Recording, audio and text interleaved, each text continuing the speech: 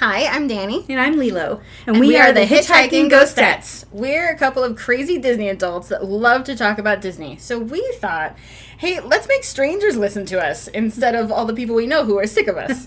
It was either a podcast or an OnlyFans page of Dani's feet at the Disney parks. So, you're welcome, guys. We're going to share our likes, our dislikes, our experiences, and travel tips with you. And for those of you who are ready to grab some Mickey ears and create your own magical Disney experiences, message us or leave a comment so we can help book your next vacation. And quick disclosure, we will be cursing and swearing, Musketeers, so this is your warning. Yes. So sit back in your dune buggy as our podcast materializes. And don't forget to hurry back.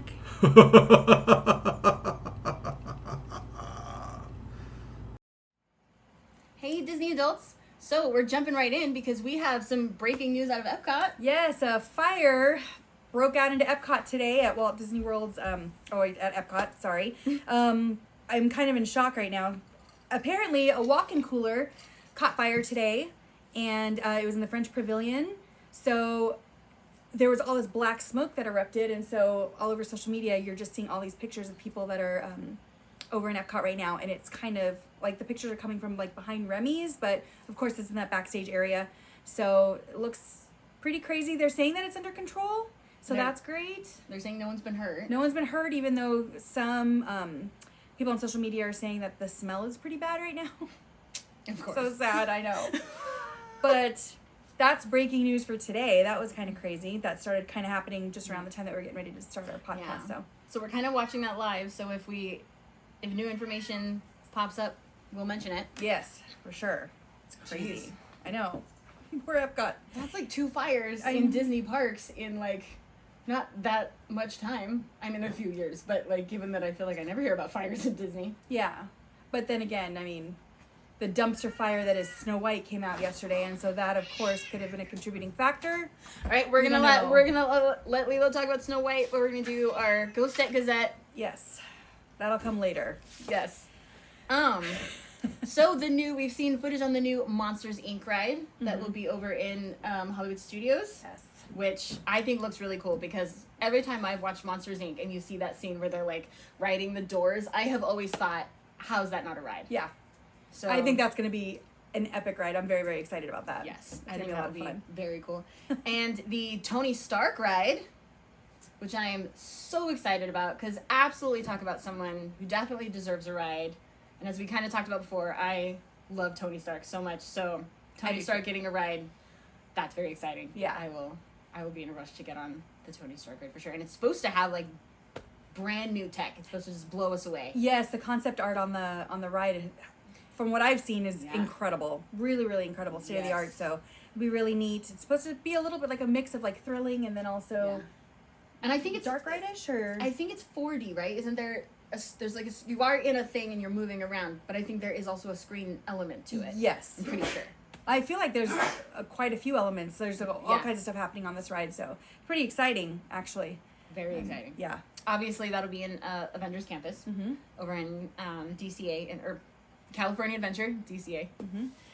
Grand Fiesta is back up. It had an update, so I don't know how many Grand Fiesta fans there are out there. I'm still a fan. I know. It's not the most popular ride in the world, but I recently went on it. Lelo took me on it, and I thought it was very cute. Yeah. For those of you who don't know what it is, the Grand Fiesta Tour is the Donald Duck ride inside the pyramid in Mexico, in the Mexico Pavilion at Epcot. And it's just, I think the ride is adorable, and kind of it's the 3 caballeros, and Donald Duck gets lost, so the other 2 are looking for him. And so you kind of get like a little tour of Mexico. And it's super cute. I think it's adorable. So they did the... And I think this was good, because it is a little bit outdated. It definitely was due for an update. Yeah. But now they've done that, so... I think that's pretty exciting. And from what I understand, the update isn't too crazy, right? It's just kind of like they fixed up the screens a little bit. Yeah, kind of like polished it up, and I think they added like 1 or 2 little sort of things to the scenery. Okay. But so yeah, kind of just gave it a new shine. Yeah, gave it a new life. Little buffer.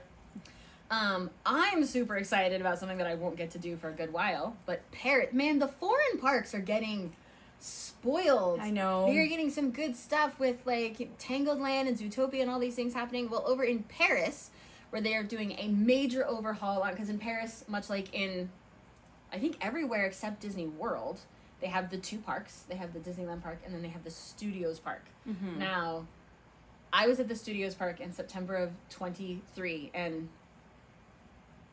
The Studios Park in France. Yeah, in France, yes, in Paris. Not great. It's not... I haven't seen the it. overhaul. I went to Disneyland Paris back in, what was it, 97 or 98? 99, I think. So did you only go to the Disneyland 99. Park? Yeah, because I don't think they even had the Studios Tour Park Oh, okay. back then. I don't believe so. Okay. Well, you know what? You didn't miss out, because that's what I've heard. It's rough. When I heard the news that it was getting a major overhaul, my instant reaction was, thank goodness, because that place is not a Disney park. Oh. Just not up to any level of park. Oh my gosh. So anyway, they're getting a Lion King area with a Lion King ride, kind of similar to Splash Mountain. It's gonna be like a log flume ride, and there's a big Pride Rock. The concept art just looks amazing. I'm a giant Lion King fan. I love Lion King so much. I have ever since it came out. And then it became even more special to me because it's sort of our family movie. Mm-hmm. Because it's a mom and a dad and one child who's a son, and that's us. Yes, yeah. So that's been a very special thing for us.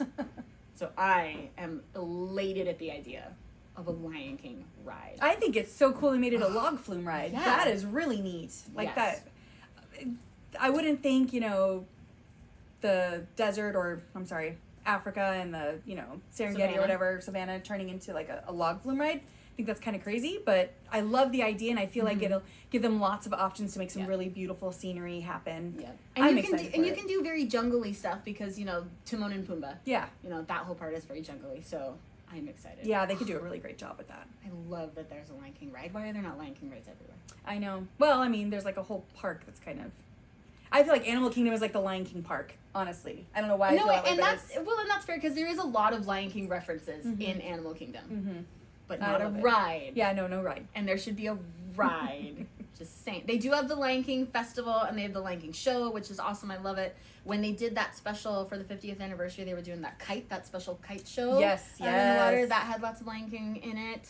So yes, definitely lots of Lion King, but I still feel strongly that there should be a ride. There should be more Lion King. Yes. Sure. There can't be enough Lion King. Okay. BDX droids are on the prowl, basically, in Galaxy's Edge, which is really exciting. They look incredible. Disney, again, teching it up with the latest stuff.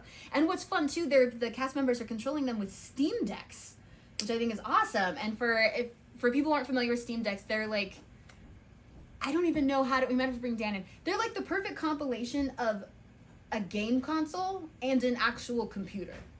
They're like the best in the latest like hand gaming, and they really so it's kind of like an in-depth remote control almost that they're doing it's a computer that you like think about like the Switch, like you have your screen, you have your controls on the side. Yeah. So in that way, it's a handheld game console, but it's also like a full-fledged computer.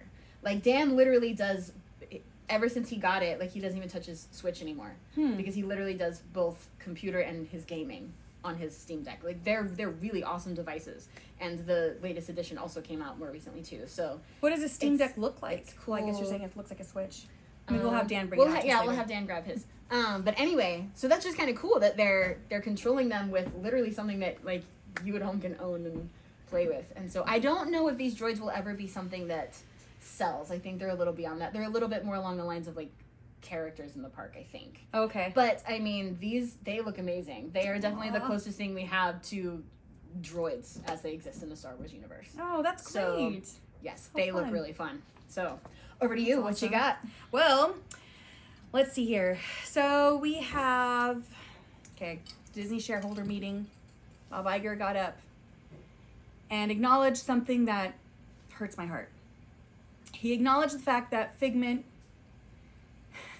is huge and that he sells a lot of merch. And apparently so many of you guys love Figment that Bob Iger is turning to his creative team and asking them to come up with a possible Figment movie or show. He said it might be like a series of shorts. I mean, we don't know. It's still nothing's, but... You guys, what are we doing? What are we doing? Why? I have so many feelings about this. And it's funny. I didn't know if I should put this in here with the Ghostette Gazette and give you the latest on it, or if I should include that in the What the Figment segment, because I feel like it totally fits. But I don't understand. It's been such a long time where we should be considering phasing out or getting rid of Journey to the Imagination and finding something much better to do with that area. Instead, we are embracing it more and creating a whole Figment I don't world think it's going anywhere, because it was down for actually a very, very long time, and it came back and people were very excited, and it's now on its 4th iteration of the ride. I mean, it's they had so many. I remember some really cool rides that were at EPCOT. One of them was almost like, did you ever see the movie? I know what the answer's gonna be. It'll be no. The movie Inner Space with Dennis Quaid and Meg Ryan back in the 80s, of course. Have not. Because it's wonderful. It's a wonderful 80s movie. Again, it'll go on my list. Inner Space, Dennis Quaid, Meg Ryan, Martin Short. Is that where they met?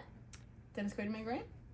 That would be kind of funny. I want to say yes. Because they were married. Yes, they were married. Yeah. They made Jack Quaid, who looks exactly like both of them.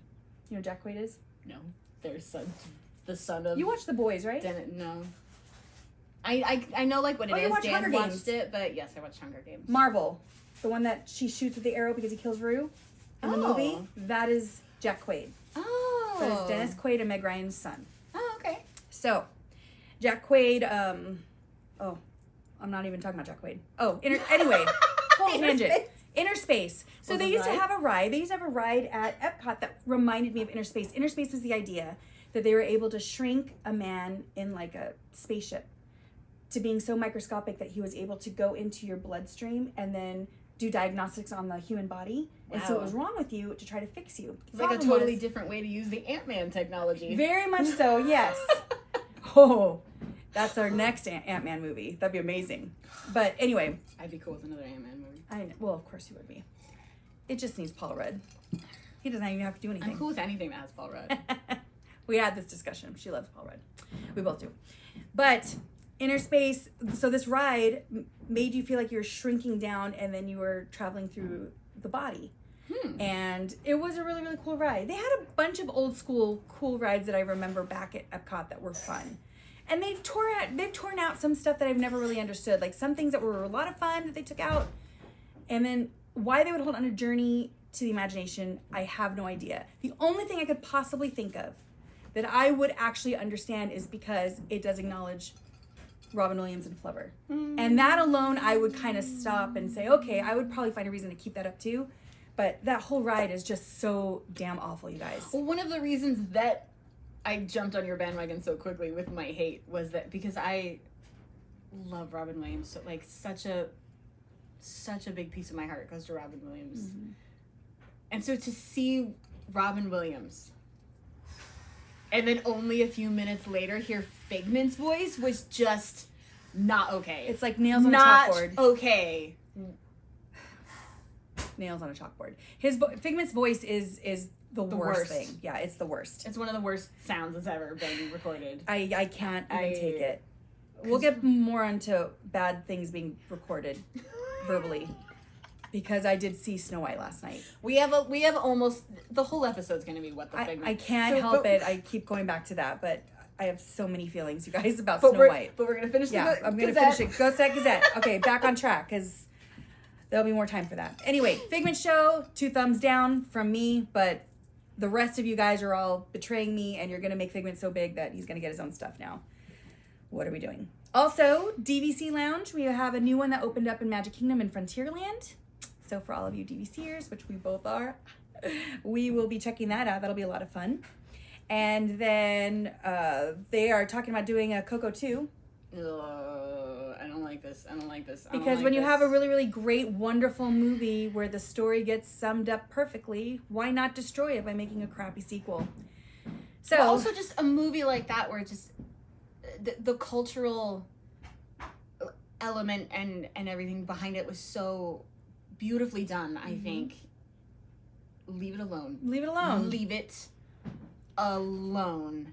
Leave it alone. There's certain things. Do a live action if you must, but not a sequel. That's how I'm feeling about Disney, period. If you're going to just bother us with rehashing a story that we love and trying to ruin it, continue on with your live actions, but don't make part 2s. Don't make it some kind of canon.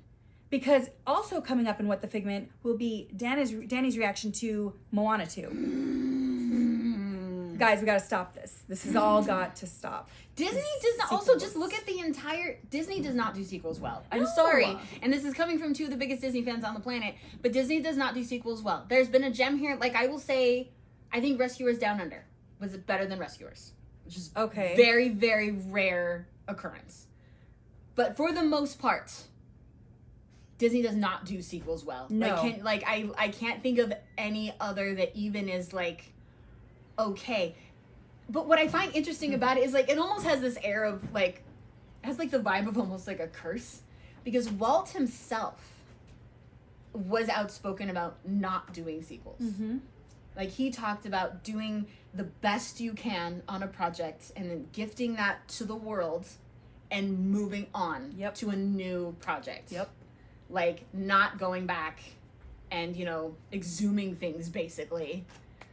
I shouldn't say exhuming because I guess they're alive and out there. But like, yeah, rehashing, I guess what you said was better. Yeah. And so it's like, it's interesting to me that Walt said that in a very outspoken way and Disney does not do good sequels. It almost feels like, has this weird air of like, are you something serious? out there is going, hey, you weren't supposed to be doing this in the first. Like, remember in the late 90s, more early 2000s, where they decided to do sequels to like the Little old Mermaid classic, 2, Cinderella 2, Lady and the Tramp, Bambi, like, and every single one of them was abysmal, like just embarrassing. Yeah, I mean, they were so made for TV. It was exactly ridiculous. Like they were not even released theatrically, right? A lot of them just went straight to. It was like a straight to video thing. Jungle Book 2 was the only one I remember going to a theater, and I think it was there for like a day and a half. Like it was ridiculous. I don't even know why they bothered. I don't even remember seeing that one. I don't like sequels, so I'm not huge on sequels at all.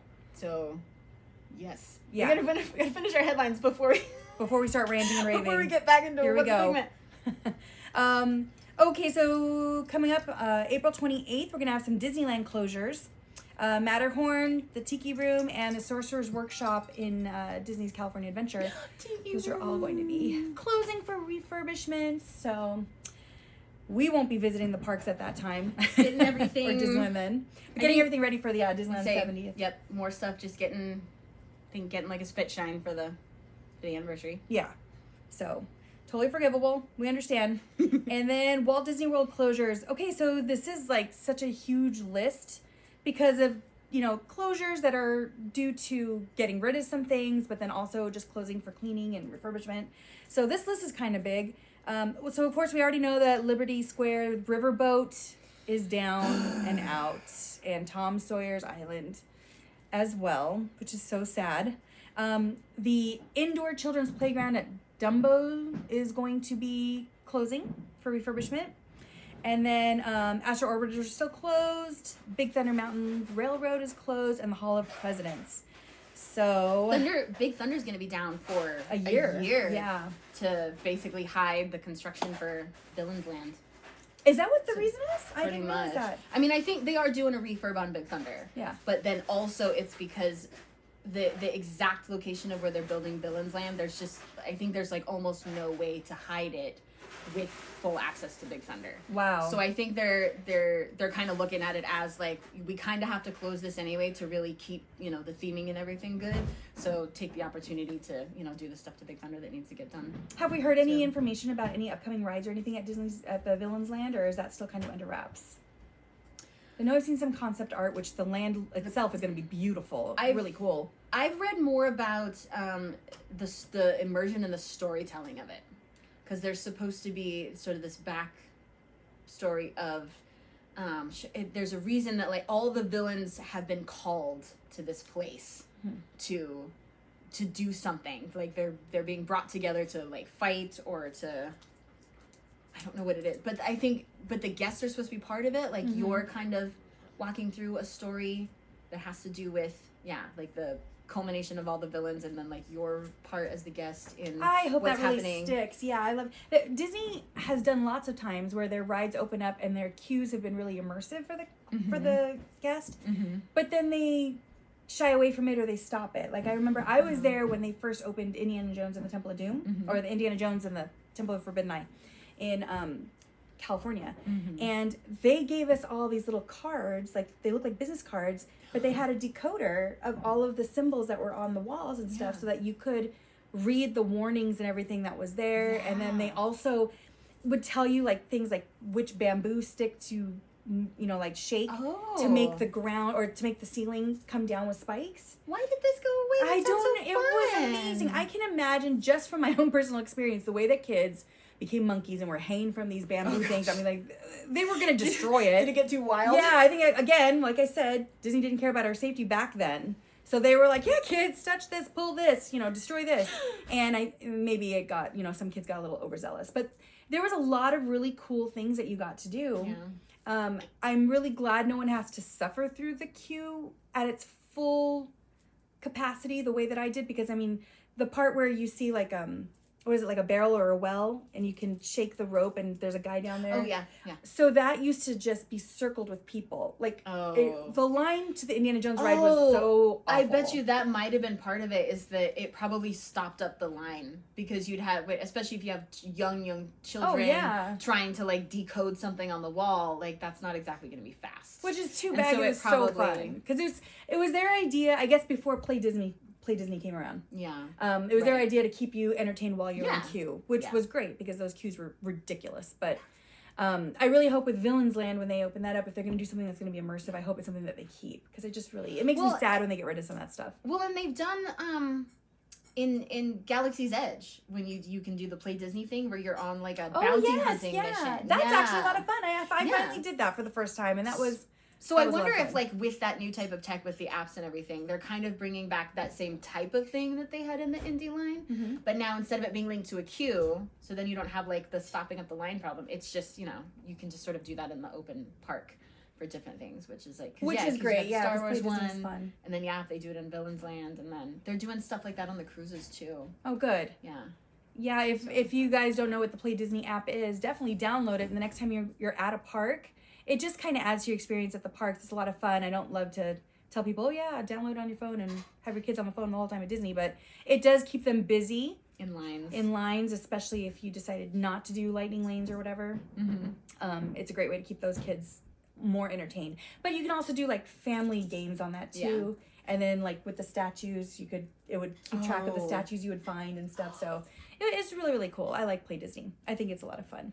I haven't actually done any Play Disney, if I'm being honest. I have it on my phone. Like, I always go thinking I'm going to do it, and then I just never think about it while I'm there. Yeah. But it could be because in Disney, I'm so just like... Well, and it's so funny because I'll see everybody playing that Ellen DeGeneres game, the Heads Up game. I love that game. Everyone's playing that, and I'm like, I don't know why they didn't just buy that off of her and put that onto the Play Disney app, since everyone's doing it anyway. But other than that, like, if you get bored of that for any reason, the Play Disney app does have a lot of fun stuff on there. So yeah, I have a good time with it. And my kids did too. Maybe we can try it when we're there. Okay, one more thing to add to the we got to write that down on our list.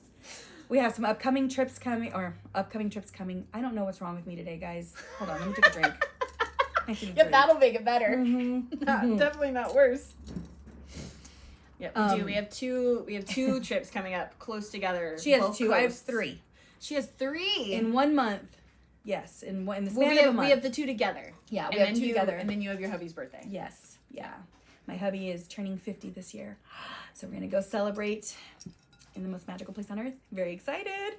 But yeah, I will be visiting both coasts. All in the span of a month. But we won't be visiting Disneyland. Sadly. No, but thanks to you, we will be visiting the Walt Disney Studios. Yes. That's a D23 experience. So if you're not a member of D23, which is the Disney Fan Club, of course, I highly recommend that you get a gold membership so that you can look up all the cool stuff that Disney offers to D23 members. Yes. But one of those perks is definitely finding out about these tours and stuff and having an opportunity to get a ticket to, one of these tours that normally people don't really get to see, like behind the stage or behind the scenes in some places. So I'm so excited. When my dad used to work for Disney when I was little, I was so young, I don't even remember how old I was. I might have been like 9. Because that was like 100 years ago? Yeah, I was like back in 1923.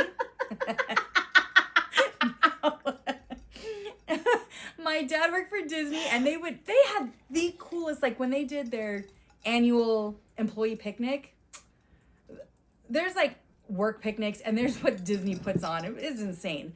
But I remember one year they invited all of the employees to bring their families to check out Imagineering. And what? Mm-hmm. Imagineering. And I still, to this day, I'll never forget it. When I went there, they were working on a 3D Chip and Dale movie, and we could see it. They were working on it. 3D? Chip and Dale? Did that ever come out? No, I don't think I ever saw it. But I remember seeing it on the screen. They were talking to us about it, and I don't think, I'm going to have to look that up. Was it a cartoon? Yeah, it was a cartoon. It was the Chip and Dale cartoon. Huh. But yeah, it was, and I want to say Donald Duck was in it, too, with them. Was this, so what year did you say? Ish? Oh. Like, what, okay. 88, 87. So it was kind of when, Rescue Rangers was on then, right? Or was that not quite on yet? I remember watching Rescue Rangers when I was little. Rescue Rangers so cute. I love Rescue Rangers. Yeah. That was my favorite. That sort of collection of like DuckTales, Rescue Rangers, what was the Jungle Book one? Dan, Tailspin. That sort of collection. Yeah, yep. Remember those? Yeah. Yep. My favorite was Rescue Rangers. Loved Rescue Rangers. I loved Rescue Rangers too. I loved Gadget. Gadget's the best. I think I want to say I saw some Gadget merch actually. Now that you're saying What? that, Nuh-uh. You never see as Gadget. a matter of fact, when we go to the Walt Disney Studios and we're over there in their merch shop, I think that they're the ones that I saw Gadget stuff when we were at D23 at the expo. So if that is true, yeah, it's just funny you said that because I remember seeing it when I was there, and I was like, I never see Gadget anywhere. So we'll have to check that out and see if we can find something for you. Yeah. But do we have more headlines, by the way? Other than on her birthday, which is May 22nd, of course, we have to. Do you know how hard I've worked to keep that secret? Well, sorry, that's right out there in the open. Her birthday is May 22nd, so we can all celebrate. But just wait, I'll tell your birthday with your year. I mean, so anyway, on May 22nd, what's happening on May 22nd? May 22nd, Universal Studios Epic is opening. And it looks epic. You guys, oh my gosh, I cannot wait for this park to open. It is going to be amazing. The new Harry Potter themed area is going to be the Ministry of Magic. Yeah, the Ministry of Magic area, and then like the French carnival theme that they're going to have also is just going to be incredible. They must have poached some Imagineers. They must have. I mean, look at all of the Universal Studios work up to now. Mm-hmm. And now, I mean, like, just all of a sudden they started understanding theming and immersion. There's been some poaching for sure. The reason the Wizarding World of Harry Potter in Universal Studios Florida looks the way that it does, because that was designed by Disney Imagineers. Yes. Like, that's true. Mm-hmm. So, I'm thinking, and I'm not even saying it's a bad thing, because this looks, I'm so excited for the new Harry Potter. This new ride is supposed, like, everything I've read about it is like, there is tech in this ride that is literally debuting. Like, does not exist in any other ride anywhere. I'm so excited. As of yet. It looks beyond incredible. I can't even tell you how excited I am. And then How to Train Your Dragon. I know, that was what I was thinking too, the Land of Berk. That's going to be incredible. And they have the real dragons flying above Berk, which is just... Have you seen any pictures of those or anything? Yeah, I've seen some footage of them test piloting the dragons. There's something that happens to your heart when you see dragons up in the air. I mean, it's crazy. Really, really cool. And I feel like if they can do that, then Game of Thrones, you should open up your own park, and then we should have dragons flying around, because that would be amazing as well. You imagine?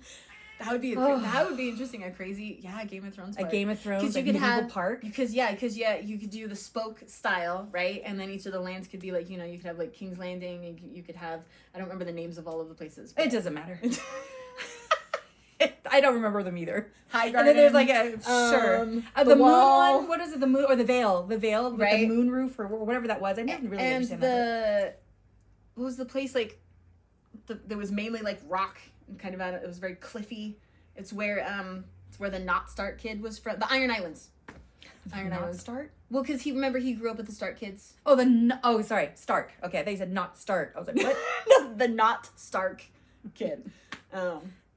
Anyway, because How to Train Your Dragon looks so fun. And Super Mario World, like... Oh, yeah. Super especially in this house, because, like, as we previously talked about, we did go on our little adventure to Mario World or Nintendo World in Hollywood. Yes. This one looks so much better. It's got more in it, and most importantly, it has a Yoshi ride. Ride. Oh my gosh, that's my son is losing his mind Yeah. just thinking about this. Yeah, I've told you that my son, unfortunately, due to possible hearing loss, he may not be able to join the Air Force as we were originally expecting. And I feel like the only reason that's happening is because Universal is opening up their Nintendo World and it's going to have a Yoshi ride. I'm like, okay, so my son is not meant to be away from me because he knows I will be taking him to that. And even at the age of 19, he is such a diehard Nintendo fan. Like, I know he cannot wait to go on that. Oh, Nintendo fans are Nintendo fans forever. Yeah. I started playing Mario when I was 3 years old, and it's never gone away. I mean, obviously I don't have the same time for it that I used to, but it's just, and my favorite video game character ever since I was little has always been Yoshi. Aww. Love Yoshi. And so that my son, and I swear, people probably won't even believe me, but I swear came to his conclusion completely on his own that his favorite is Yoshi. Aww. It's just, So they gotta go on the make me Yoshi want to ride. cry. So, and it is a kid ride. It's not like a crazy thrilling ride. No, So, really? I didn't know that. yeah, it is a kid ride, which works out for me because Wait, what kind of kid ride? Are we talking like Dumbo ears, but instead you're like in a Yoshi egg? it doesn't. You're in a Yoshi, like Okay. an actual Yoshi. Okay, that's fine. And there's the different color Yoshis, Okay. which is also super cool. Mm-hmm. And it's a roller coaster. Like you're in a Yoshi and you're on a track, and it doesn't it doesn't do anything insane. So it's like a buckbeak. Or what is that? I would kind of compare it to that from what I've seen. The flight of hippogriff? Yeah, it's Okay. not thrilling. So, but I mean, But whatever, There's got to it's- be a kiddie Yeah, ride. I in bet there. that's It's fine. good. Fine, guys. Take your kiddie ride. You can still go on it. I could still go on it. Yeah. Unlike they have this ride in the Jurassic Park area at Universal, and it's Florida, Hollywood. Florida, Okay. of course, because they have a real Jurassic Park area. That's We're just- that's just right. the There's ride. not an area in Hollywood. There's just the one ride. There's just the one Right. park Let's with not go back to my. Okay. Anyway, so sorry. Go ahead. But anyway, in Universal, and they have this ride where you can be a pterodactyl, and they're flying cages. They're cages. It's a roller coaster, but it's a suspended roller coaster. But adults are not allowed on it. I remember that because I was specifically looking forward to going on that ride. Yeah. And when we got there, and I was so sad. It was such a huge disappointment. That ride looked so fun. I actually walked up to the measurement thing thinking, I wonder if I could still, because I'm not super tall. Maybe, just maybe. We must be the only people in a theme park going, I hope we're short enough. I hope I'm short enough. Yeah.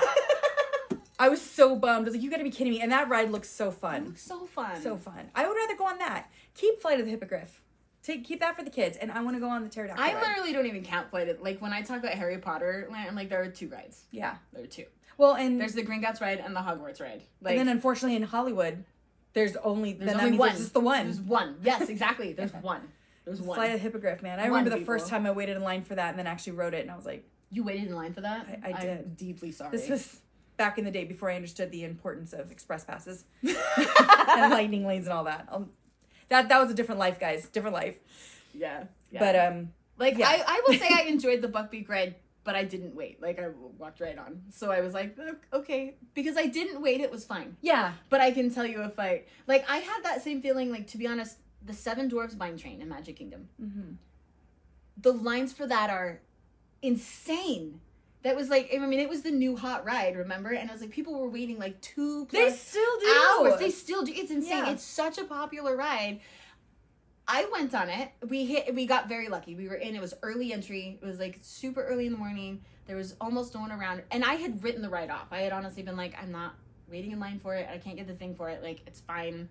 It's fine. It's just not happening this trip. But we were walking by, and it just, by luck, there was no line. There was maybe like 20 people in line. Mm. So I waited I was no more lucky. than 10 minutes to get on this ride. Now, because I waited no more than 10 minutes to get on this ride, it was cute. It was fun. I mean, I like how the things rock. That is a fun element. But, oh my God, if I had waited even 30 minutes for that ride, I think I would have been very disappointed. I don't know what about that ride is worth an hour or especially 2 hours. I'm sorry, I don't. I have to agree. It's Big Yeah. Thunder. Mhm. It's Big Thunder Light. with dwarves. Like, It's Big Thunder Light. I'm sorry. It's so quick. It felt like it lasted 30 seconds. Yeah. We really, really loved the ride, but we had the same experience. We weren't on there for very long. Yeah. I went back with our really close friends. We all went, and then this time we stood in line. And I was like, really? Yeah. And then, yeah, the ride's a little different. It takes a little too long. You know, like, it just isn't worth that wait. Speaking of, another line that is not worth the wait was the Frozen ride. I'm sorry. I don't understand why that line gets so many people standing there. But I took my kids, and my daughters are big Frozen fans. And we stood in line in the rain, through the storm, everything. We were diligent, and we stayed in that line. We finally boarded it. And they were like, that's it. And they thought that the faces were creepy. You know that the face screen? is not good. Have you seen the screens? Like where it's just like a round thing like this, and then project the faces on there. Yeah, they didn't love that. And I haven't been on the Frozen ride. Yeah, because again, I already know that ride is not worth the wait. Mm-hmm. But also, and we might have to go deeper into this, but not a Frozen fan. Yeah, I'm sorry, everyone. I'm not a Frozen fan at all. I think Frozen is one of those overrated things that's I don't care for. I will say I love the music. I actually think the music was beautiful, was on point. I really loved the music. Mm-hmm. But it is not a good story. It's not. It's not a good story. Weirdly enough, Frozen 2 I liked better. I thought the story was better. It was more intricate. Mm-hmm. It was more complex. I liked the story better. But then I did not like the music. Mm-hmm. Like the first, I feel like totally they flipped it. Totally feel But that way.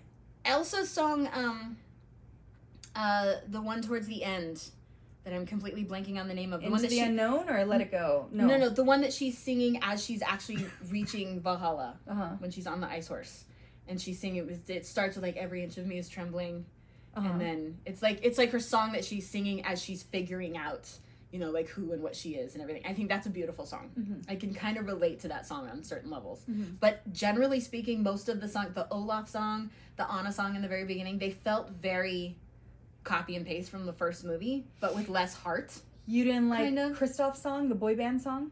That No, felt like I was watching a video from New Kid the on the Block? 80s.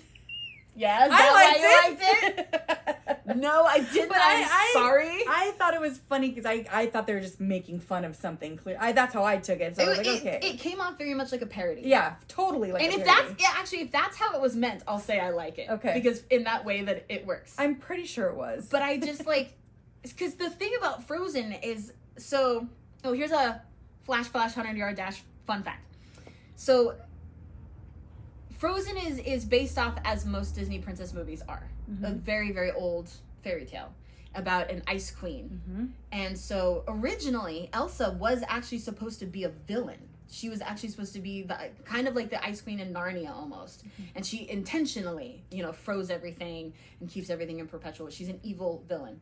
But then they did the song Let It Go, which is a beautiful, it is a great song. Like, as much, I know people got frustrated with how overplayed that song became, but I feel like that song earned its repetition. That song really is it's an empowering song. Like, it just fills you with this feeling, I think. Yeah, and absolutely. they wrote that song, and then they realized this can't be a villain song, because this is an empowering song. This is a good song. Yeah. And they had to rewrite, because they had most of the story written, they had to basically retool and rewrite the entire screenplay of Frozen to now make Elsa not a villain. Based on the song. Yes. Wow. Because this song was so powerful and so great, they did not want this to be a villain song. So they literally retooled almost the entire movie. And that, when I learned that explained so much to me, because I thought, yes. Because so much of this story bothered me and I think doesn't work. And to find out, because the other thing is, they figured out that they were going to retool everything, but they did not push the deadline. So they kind of... So it got a little bit rushed, mm-hmm. which makes absolute sense to me. Because it does feel at the core of it like it's a good idea and it could have been a good movie. And so maybe because they had to kind of rush things, it just didn't get the same, mm-hmm. I don't know, heart or soul put into the actual writing.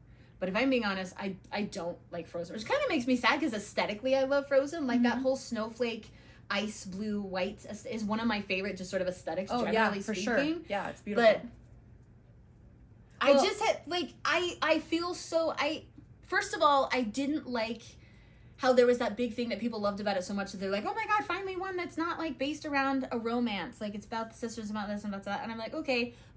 Number one, you're completely snubbing Merida and Moana, who, And Moana, there's literally no romance. Yeah. Whatsoever at all. It's not even mentioned. And then you have Merida, who's just, like, badass. Like, she's just not even having it, right? So I don't know why Frozen is getting all of the anti-romance love. It's not like it's the only one. But also, I even disagree with it, because if you pay attention to, like, the relationship dynamics in that movie, the only good one is Anna and Kristoff. Mm-hmm. Like, to say that this is such a beautiful movie about sisterhood is just empirically false. Elsa's horrible. I'm sorry. I'm sorry. But, like, here's poor Anna, right? Who just wants nothing more than her sister and her best friend back. Mm-hmm. And just nothing, like, so they figure out that Elsa has this power, and sure, I get it. It's alarming and it's scary, and they go and they talk to the magical dwarf. And I feel like of all the information he gave them, the only thing they took from it was that this is potentially dangerous. They ignored the part where he said, it can be beautiful. They ignored the part where he said, she needs to learn about it. She needs to learn to control it. What did they do? They isolated her. They took away her sister. They took away her best friend. They didn't even let her see the staff. Like, they took this little girl and they grounded her, basically. Well, they so is locked Elsa her away awful, in a or she had the room. worst parents? The worst Oh, I think parents. they had terrible parents. Yeah. I think they had horrible parents. They took their two daughters and they just ripped them apart, and they didn't offer any explanation at all. I mean, Anna was just, everything was taken away from her, including her memories, and no one can even tell her why. Like, this poor little girl is just sitting in her room all alone, not understanding why she can't be with her best friend / sister anymore, and no one tells her. Like, even as she grows into, like, a teenager, no one tells her anything. And then Elsa, like, I don't entirely blame Elsa, I blame the parents, but I also feel like Elsa could have communicated this to Anna, and I also just find it unrealistic that she didn't. Because, like, think back to being a little girl, right? Think back to being anywhere between the ages of, like, 8 to 16. When you learned a secret, what was the first thing you did? Tell someone. Yeah! Yeah. You told your best friend. Yeah. You ran to your best friend and you said, don't tell anyone, but guess what? Like, it just didn't, I just don't even buy that she wouldn't have tried to tell Anna. That's an amazing point, because you're absolutely correct. I grew up with two sisters, and I have two daughters, and my two daughters, they are thick as thieves. I'm still hearing about secrets that they kept from me back when they were younger that they told each other. Yeah.